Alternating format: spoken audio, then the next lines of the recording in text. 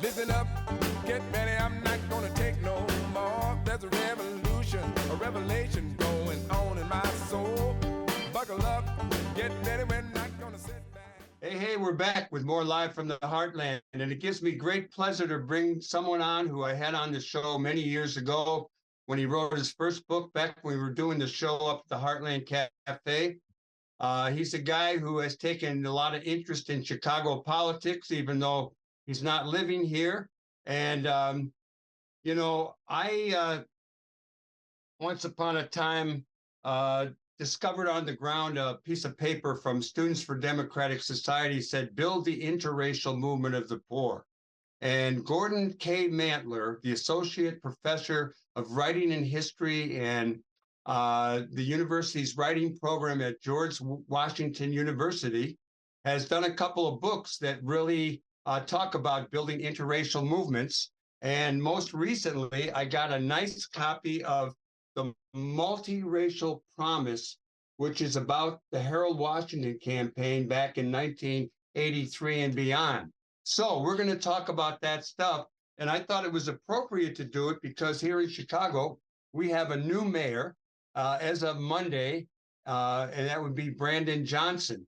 And in your book, you do talk about the hopes with Harold Washington, and then we lost some elections after that, and we had a long reign of More Daley, and then we had Rahm Emanuel, then we got Lori Lightfoot, where there was a lot of hope, but you say in your book that she really didn't move in a progressive direction.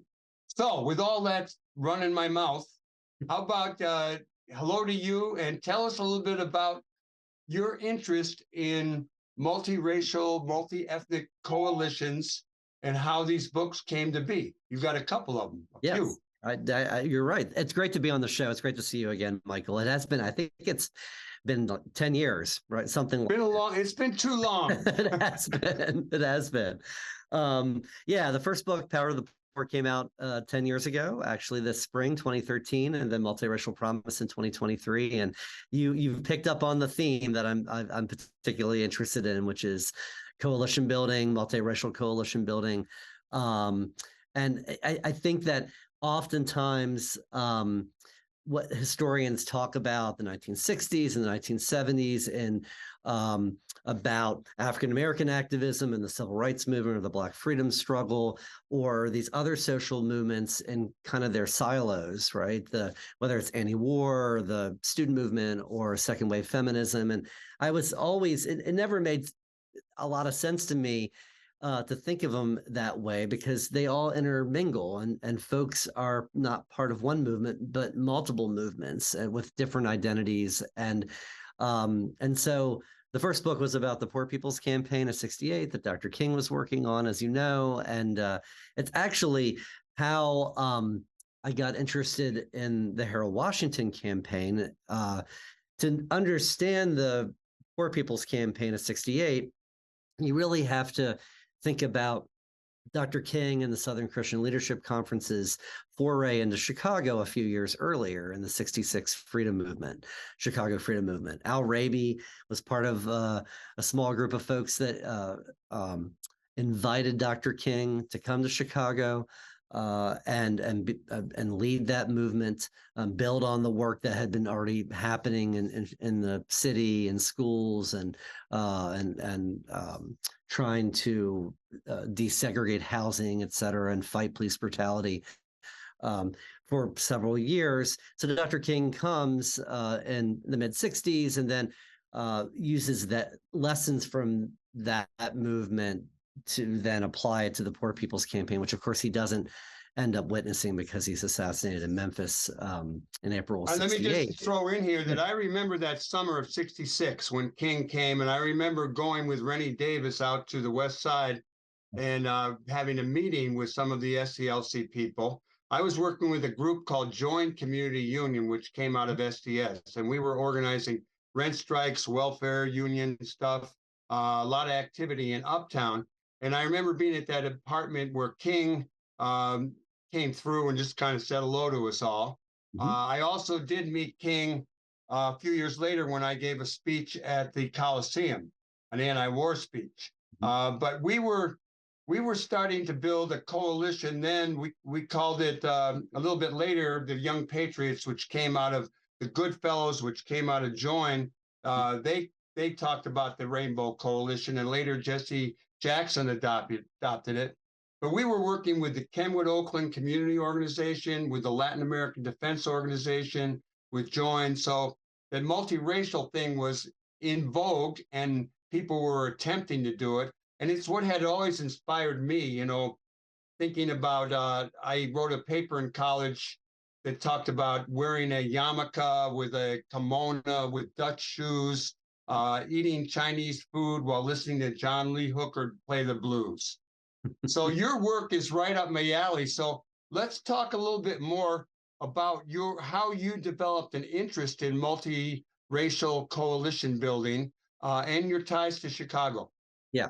No, that's great. And that all this organizing is happening. And the first book, I really try to capture a good bit of what's going on the ground in Chicago. And then I touch on it in the second book as well. But Raby ends up being he's the one that kind of connects me to the Harold Washington moment.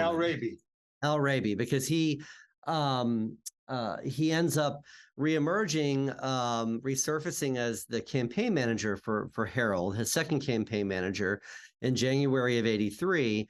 And in the midst of that campaign, he writes a short essay where he talks about the Harold Washington campaign as the continuation and the culmination of the Poor People's Campaign of '68. 15 years earlier. So he connects it himself. And this is a document that's in the Harold Washington Library downtown. And it got my attention right away. And I was like, that's really interesting. That's an interesting legacy of the campaign that I hadn't thought about. And I ended up going down the road to learn more about Harold, who I remember as a kid. I was 11 when he was elected the first time, but I remember it being national news and worthwhile being on the 6:30 news or whatever. I didn't grow up in Chicago, as you said. I have instead I was living with my grandfather and my parents. My grandfather was a small town Midwesterner, moved to Chicago in the late 20s. Met my grandmother there, and got married, had my aunt, eventually moved east in the 40s, but he lived with us when I was growing up, and he talked about Chicago all the time. It was the gritty industrial Chicago of the 30s had captured his imagination.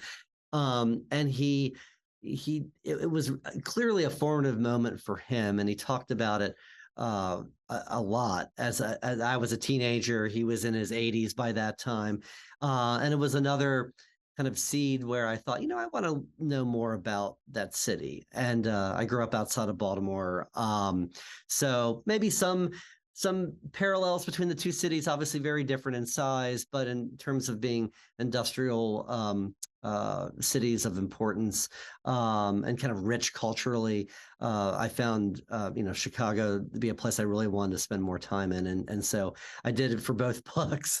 But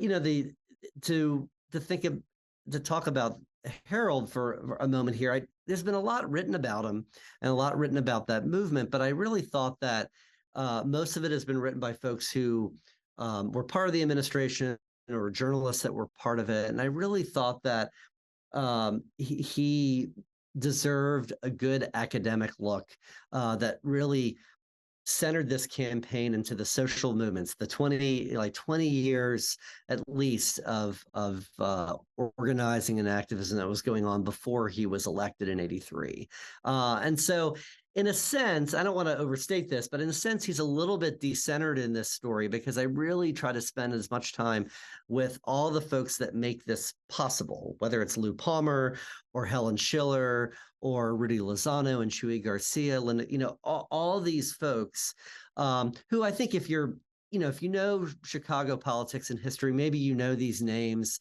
I think a lot of folks don't know these names anymore because it's a generation or two back, but really trying to bring these folks back into the focus that that made it possible for Harold to win. He was obviously an incredibly gifted and charismatic politician, a coalition builder in and of himself. But any campaign requires many people. It's not just the individual.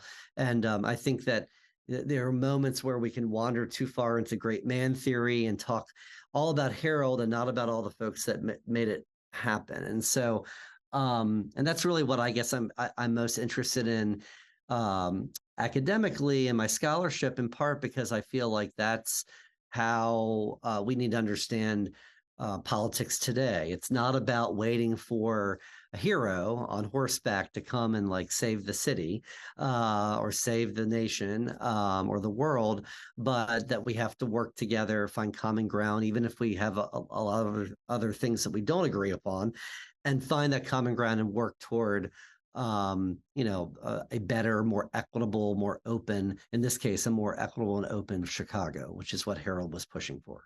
One of the things that we always have talked about is the importance of the movement in the community. If you elect someone like a Harold or a Jimmy Carter or whoever, and you have hope in them, the election is only part of it, and you address it. You really talk about a distinction between campaigning and governing. And you also talk about the importance of groups in the community to back up whoever we have elected and to kind of push through programs. We've always said that we gotta, okay, we got so-and-so in, now we gotta really, push them and we gotta support them. Your thoughts on that? You really do talk about a distinction between the campaign and the actual governing and what it takes to make progress if and when we can do it. Yeah, no, absolutely. That is a central argument of the book, because I think it's that would be another point I would say, is that much of the treatment of Harold's campaign was that it climaxes with the campaign, and then there's less discussion about how hard governing is. As difficult as it was to win in February and April of '83 against virulent racism and a machine that was determined not to let a Black man become mayor, even to the point of supporting a Republican, that as hard as that was and as exhausting as that was, the real work started when he took the oath of office. And we see that, and you'll probably ask this question, but I'll jump ahead here, is that this is what we're seeing this week, right? Brandon Johnson takes the oath and says, here, the real work is now. How do we actually put in to place, translate those campaign promises into real policy that makes a difference for people? And I think it's natural, right, after the campaign is over, to take a breath, to take a deep breath. Maybe many folks who are not as engaged in politics will then go back to their, kind of their normal routines, their jobs, their families, and are not as engaged with what's going on in the business of governance. But it's actually, that is when they, have to stay focused and keep their allies, both have their back. I think the way I put it, I've been putting it recently with thinking about Brandon, is that have their back, and help defend them, protect them somewhat from the knives that will come out from the right wing and the critics, but also keep them, keep elected officials responsible or accountable, to what they said they were going to do. And I think that what we see in the 80s is that when that happened, when, for instance, the Latinos that were part of the coalition that helped make the difference in '83, don't think Harold and the administration's moving quickly enough to establish a Mayor's Advisory Commission for Latino Affairs, they push him, and say, we're going to hold a press conference tomorrow.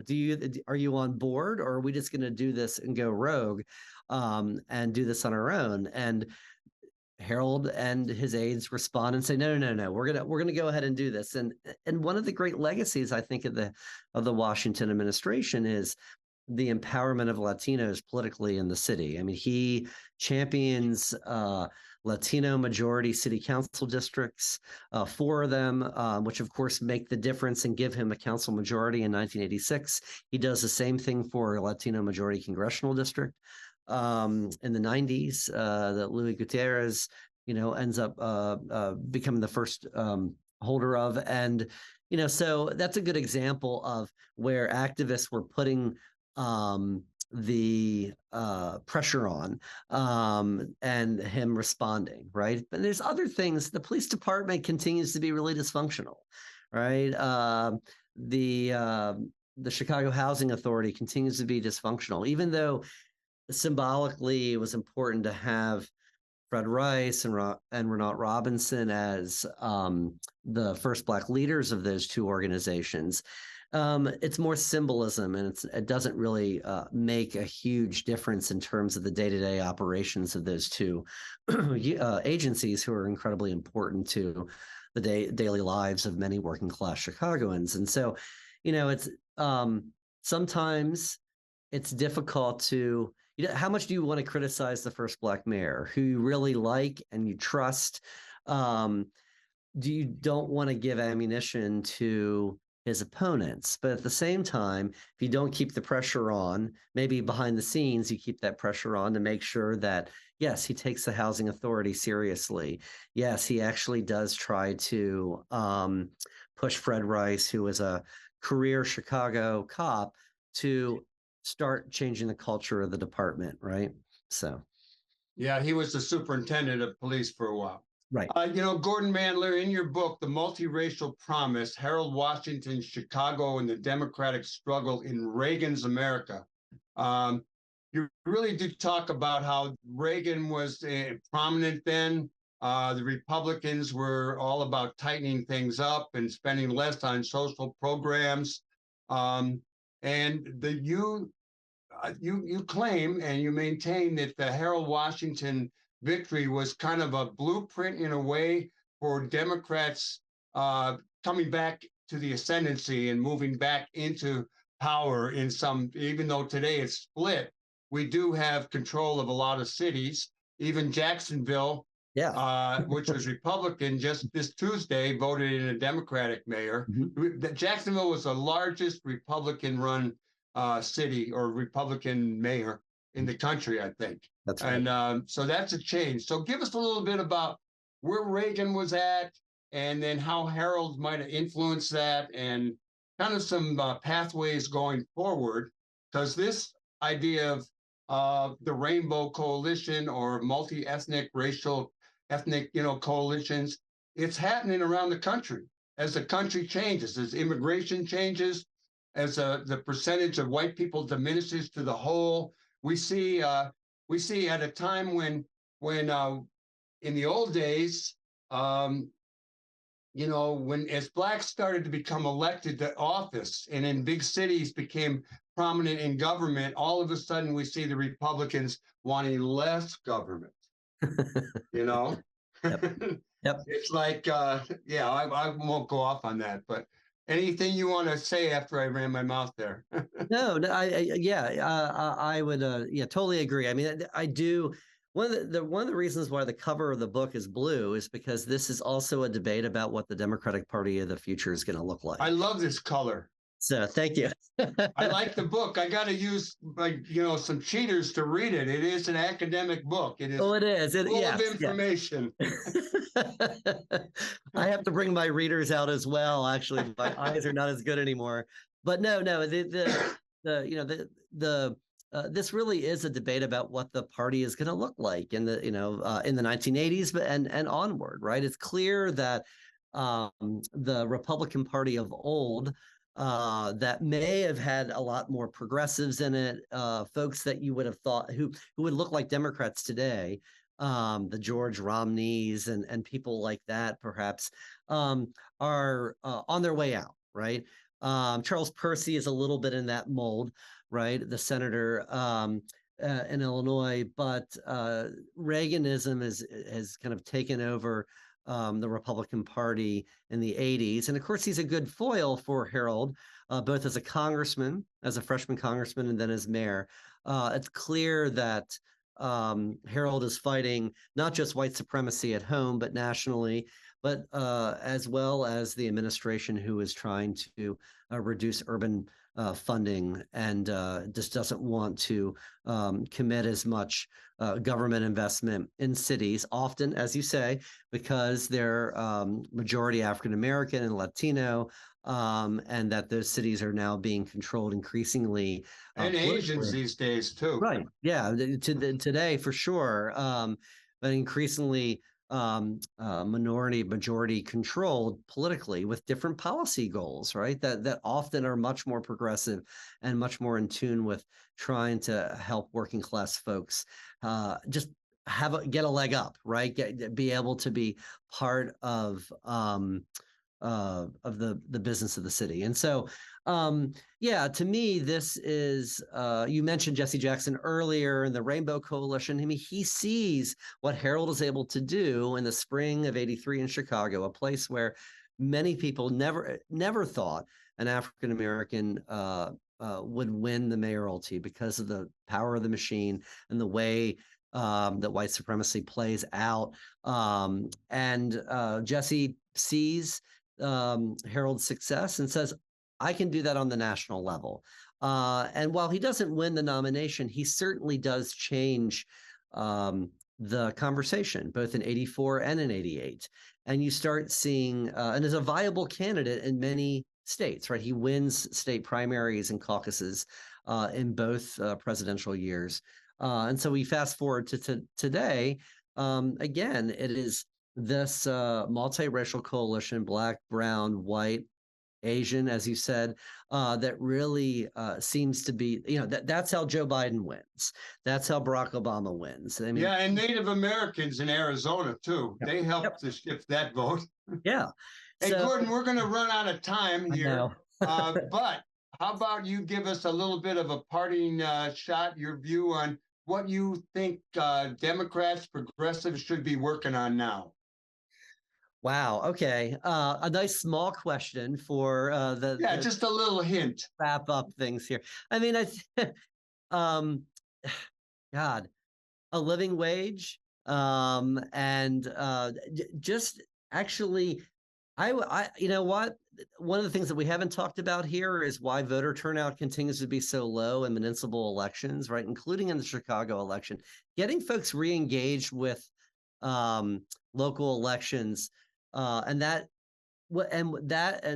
how that happens is that government actually has to start fulfilling some of the promises that they made, right? So folks, a new generation just doesn't think that it doesn't matter who we put into office, they won't do what they said they were going to do. So getting police departments under control and making the city more affordable, housing-wise, education-wise, healthcare-wise. Yeah. So the key is really organizing. As we used to say, and Joe Hill said it best, don't mourn, organize. We really have to build, organizations that are acting in the interest of the people. Yep. Your book has a lot of history and a lot of information, and I really have enjoyed the parts I've read. And I did look through, a bunch of it, read the introduction, and I like it. And I do love the color. Gordon Mantler, you're a hell of a guy. The Multiracial Promise, North Carolina University Press. It's all about Harold Washington and community groups. There's a few things that I will tell you on the side you might want to add or include when it gets reprinted. And I want to thank you for coming on, and you keep doing good in the world. Okay. You too. Thank you, Michael. Okay.